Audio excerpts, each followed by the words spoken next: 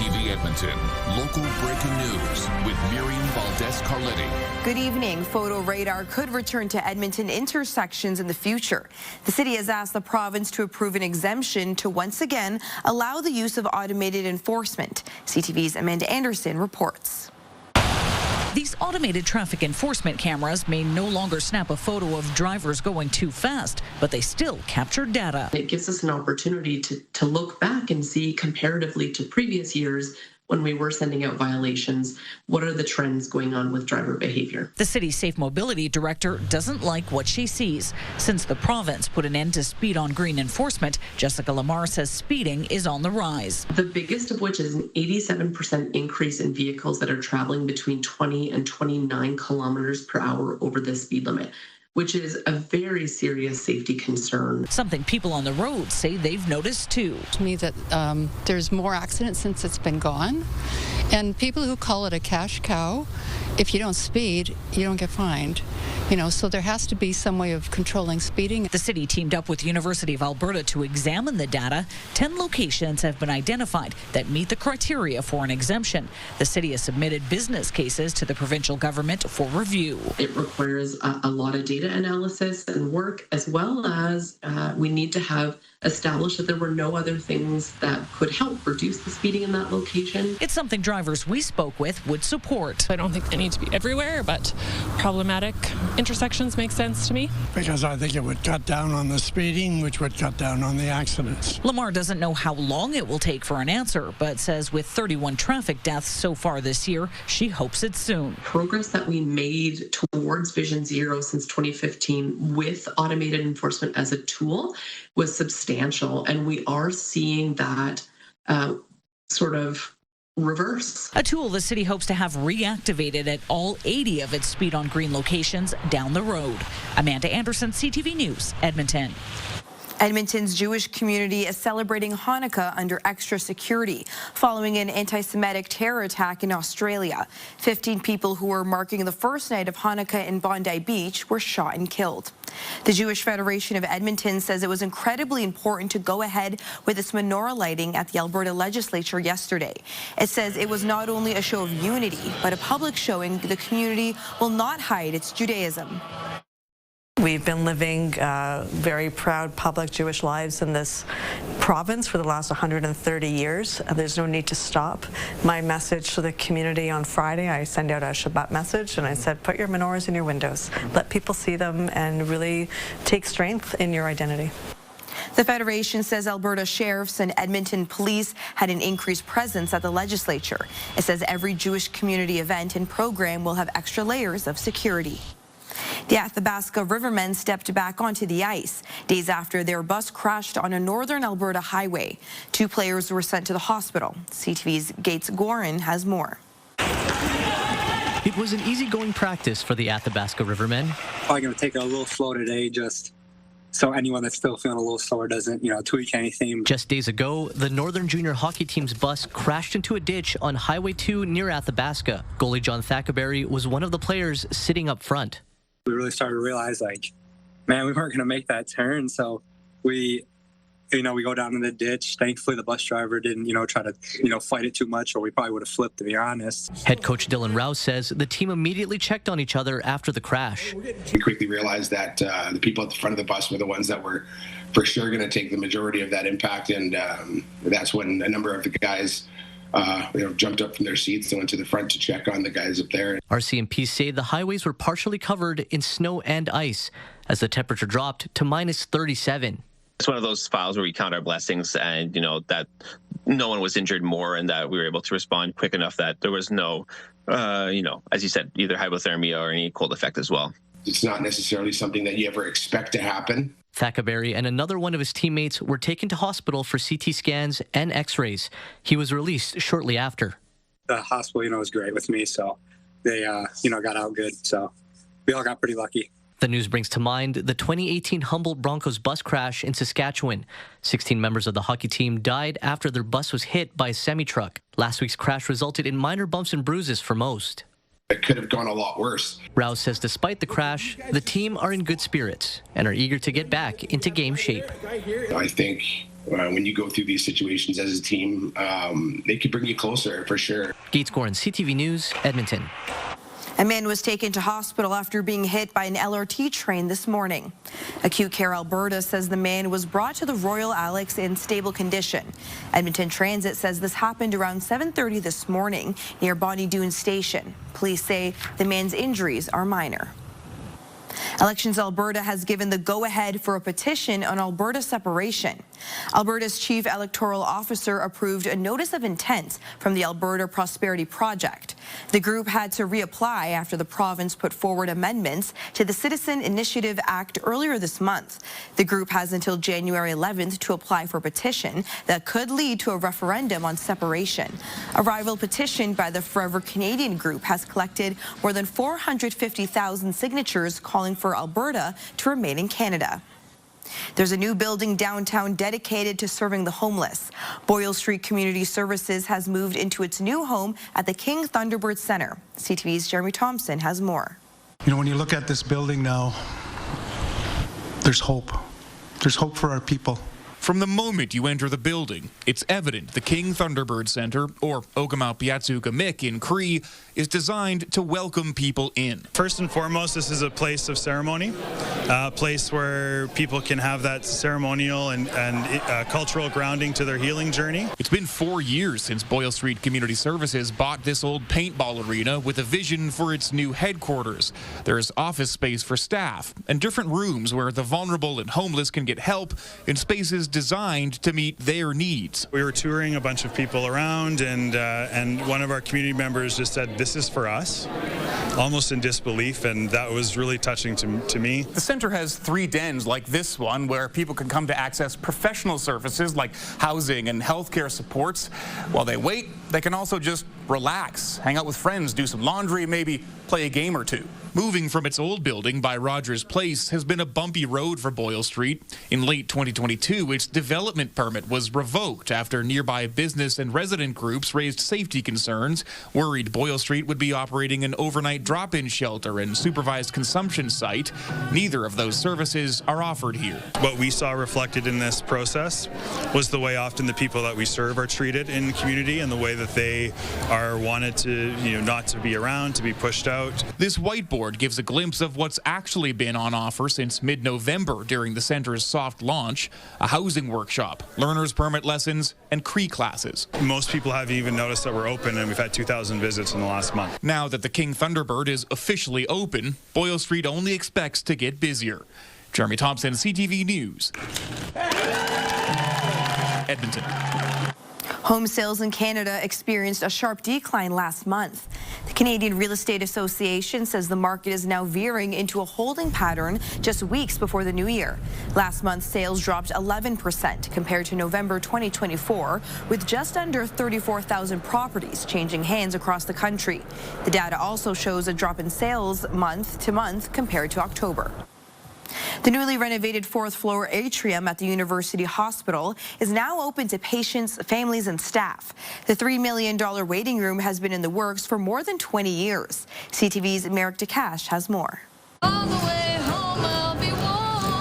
A brand new space for all to enjoy at the University of Alberta Hospital, a peaceful atrium designed as an escape from the medical areas of the building. You step out and you get to be in an environment that really does brings you so close to nature and allows you to be in a very light and bright area, which allows them to be able to hopefully heal better and be in a more resilient and strong mood as they work through whatever they're going through. The newly renovated 4th-floor atrium is modeled after Edmonton's River Valley. It is to bring the outdoors indoors. Edmonton have pretty harsh winters, so anything that brings the opportunity to bring that back indoors for staff, I think is a huge opportunity, and I think patients and families will equally enjoy it. The area includes 2 screens where people can monitor the progress of surgeries. You can come, you can check the surgical board to know where your loved one is in the process, but you can also have some quiet time at a very difficult time. Court Carruthers has experienced difficult times at the hospital over the years while taking care of his mother.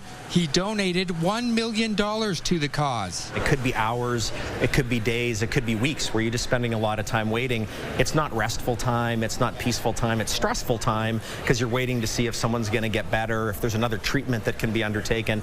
And so having a calm place to do that, I think, is really important. In total, the University Hospital Foundation raised $2.9 million for the project. It became a priority to Carruthers and his family years ago. When you're here for maybe 2 months in one sitting, this becomes your home. It becomes your workplace. It becomes where friends come to visit, where you have lunch with people, dinner with people, just kind of here all of the time. Now, thanks to Carruthers and other donors, the new space is able to be enjoyed by all. Merrick Takash, CTV News, Edmonton.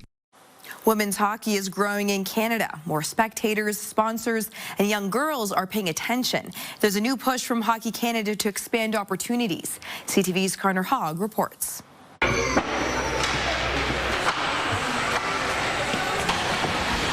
I find with the female team, our team especially this year, is an amazing group of young girls, and we have grit. Becky Perdum with the St. Albert Speed is hopeful for the future of female hockey. She says right now the Speed struggles to find teams to play. If the girls are starting out young in hockey, maybe they're used to playing with boys in kind of that environment. There's lots of girls on our team last year and this year who are brand new to hockey. In Edmonton on Saturday, Hockey Canada announced 14 key barriers that prevent girls from thriving in hockey. Our committee is energized by the potential for our sport in our country. And now it's on all of us to help bring these recommendations to life. They include the sport's organizational structure itself, as well as unequal funding, corporate and community investment, and visibility. The first stage in the plan to combat it is the upcoming Rise as One campaign.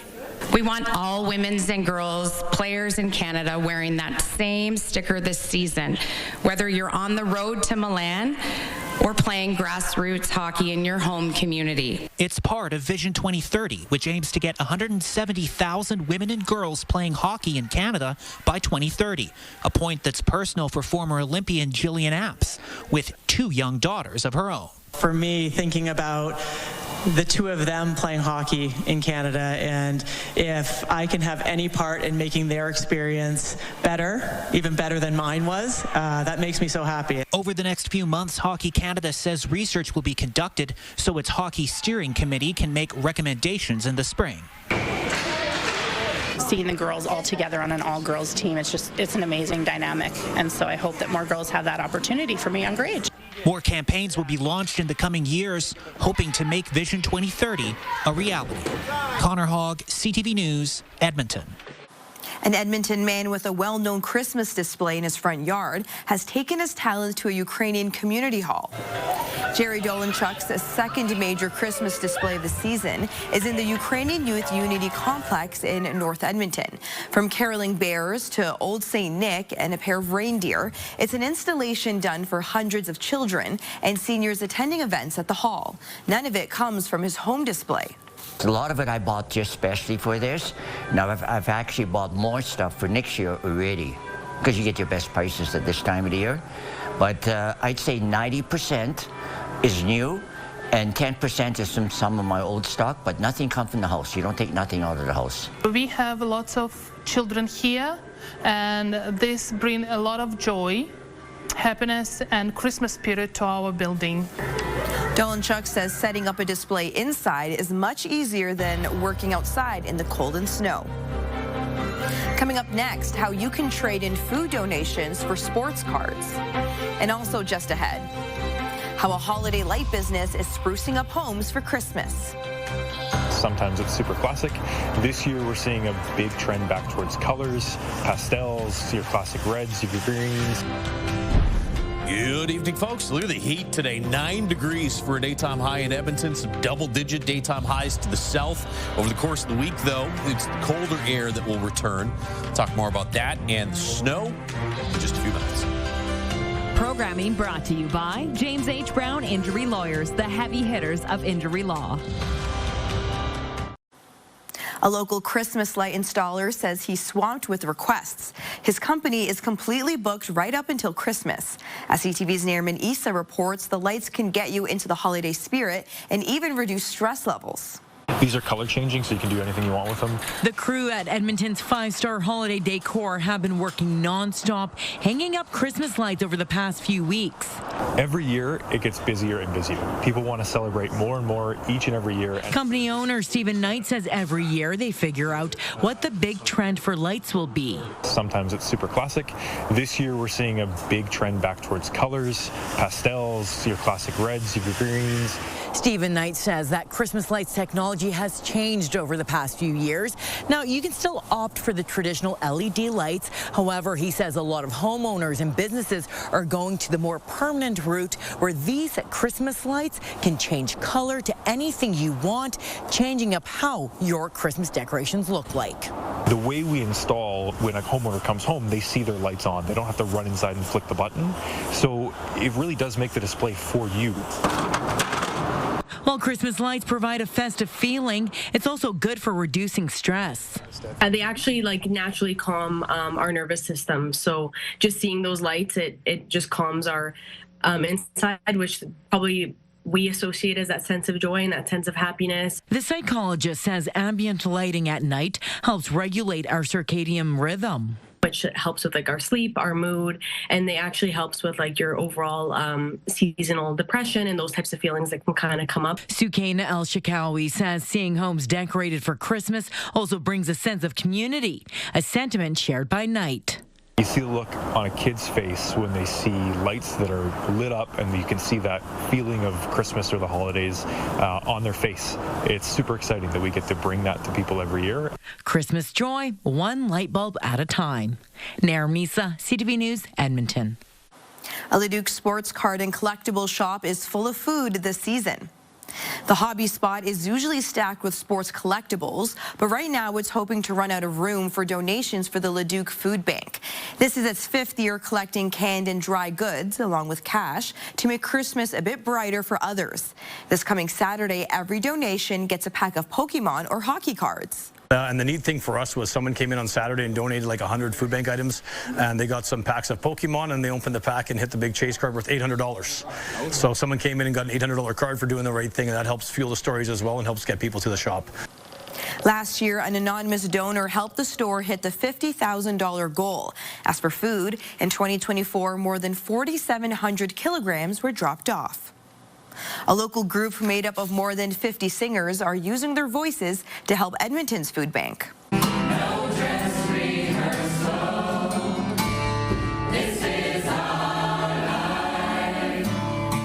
The Vox Collective is an adult community choir that sings covers of different genres, including folk and rock. And you don't need to audition to be a part of the group. You just need a passion for singing. When I moved here, I looked around at the choir scene, loved what was happening, but I wanted to create a really laid-back space where people could come together in community and it be a low-pressure vibe and really lean into creativity versus perfection. The Sing Your Heart Out, the Vox Collective concert happens tonight at 7:30. And tickets are also $20 and all proceeds go to the food bank.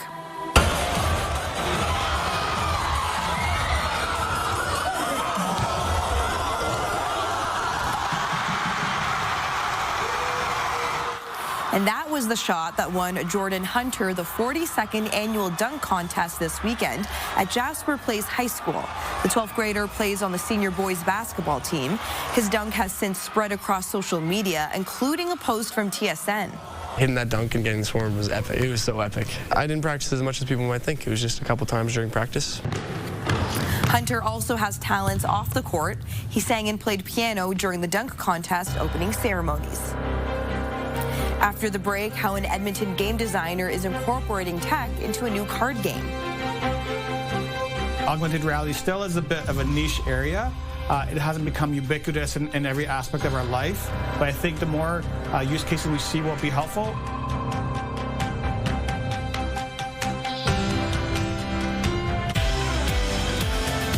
Coming up Tuesday on your morning, holiday party munchies that are easy on the budget. Inspiration to feed your friends and your family without stretching your finances. Your Morning Edmonton. weekdays.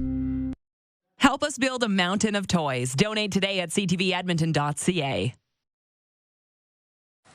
Welcome back. 9 degrees for a daytime high today. This was the second warmest December 15 on record, only behind 1980 when we hit a record high of 10 degrees. -5 is average. Should be back into that range tomorrow. Snow moving out through the early morning hours. And so we'll start tomorrow with some really slick and icy roads and sidewalks. Conditions won't improve all that much through the days. We'll be around -15 in the morning, -5 in the afternoon. We should see a little bit of sunshine, though, through the afternoon hours. Then Wednesday, look at this band of snow. This could be a fairly broad area of heavy, significant snow from northwestern Alberta all the way down through Edmonton and off to the east and southeast.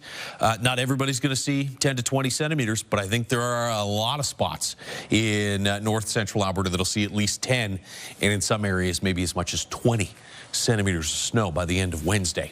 -24 in Fort McMurray tomorrow morning, -21 for Grand Prairie, about -15 in Edmonton.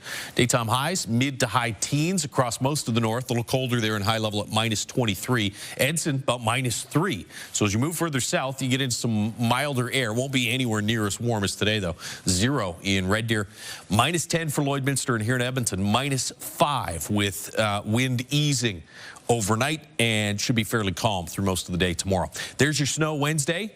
High probability of some heavy, significant amounts of snow. And look at your temperatures dropping through the day. -10 in the morning, -16 in the afternoon. -10 with some late day snow Thursday. That could be a couple centimeters worth.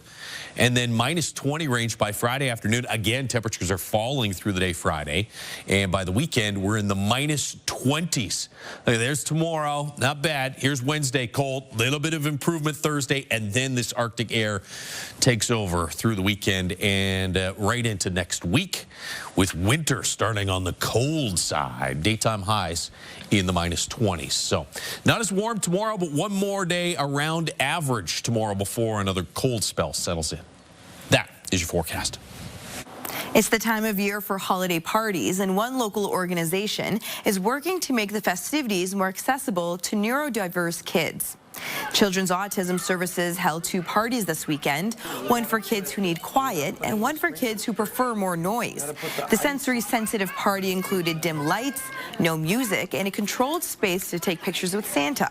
The other party had music, a bouncy castle, and other tools to keep kids stimulated. The organization says it's a reminder there are many different kids with different needs. That sense of belonging for families and kids is really critical. And they also get a chance to get a picture of Santa. Sometimes they can't handle having a picture of Santa in the mall, but here is a safe space that they're familiar with. So they can have a picture with Santa and experience all the things that all the kids can experience as well in a safe and welcoming environment. Children's Autism Services says this was a way to ease stress on parents who want their kids to enjoy the holidays. And a local game designer is incorporating tech into a new card game. CTV's Gates Guarin has more on how augmented reality is being used. Ryan Stewart was looking for a new way to share some laughs with his friends. When I was in college, me and my buddies would always try to find crazy games to play, or drinking games, or anything that was a social activity like Cards Against Humanity. But he says those games lost their novelty, and he set out to create a new one of his own. He landed on the idea of being able to write prompts and challenges for others to try and do. And then we started playing it. We're like, you know what, this would actually be kind of cool. A lot of other people thought it was fun to play. After a few years of development, Katzenjammer was created, but not without some futuristic tweaks. Originally, the cards would fold open and you'd have to write dares in, and we're like, oh, well, you can only use these cards 3 times before it's just a mess. So we're like, well, maybe AR would work. The use of augmented reality hides the prompts on the cards and are only revealed when using the game's phone app. Nate's Mike McCready says AR can be seen across many different industries already. The trades, service work, and transportation, just to name a few. So have you ever looked at Google Maps? Google Maps has the ability to overlay directional icons such as arrows and whatnot in where you need to get travel to. Gamers would also be familiar with augmented reality. Another way would also be in entertainment, such as Pokemon Go, would be probably one of the more common AR applications that we've seen. McCready says even though we're seeing real-world examples, it's still tech that could be explored even further. Augmented reality still is a bit of a niche area. It hasn't become ubiquitous in every aspect of our life, but I think the more use cases we see will be helpful. Katzenjammer is one of those cases, and Stewart hopes to inspire the next game designer to create something they're passionate about. The reason I made this game is because I wanted to play it and there wasn't a game there. So I think if you're working on a game, AR or not, it's like, do you enjoy playing this game? I think that's the most important part. Geet Score and CTV News, Edmonton. And that's our show for this evening. Thank you so much for tuning in. Have a good night.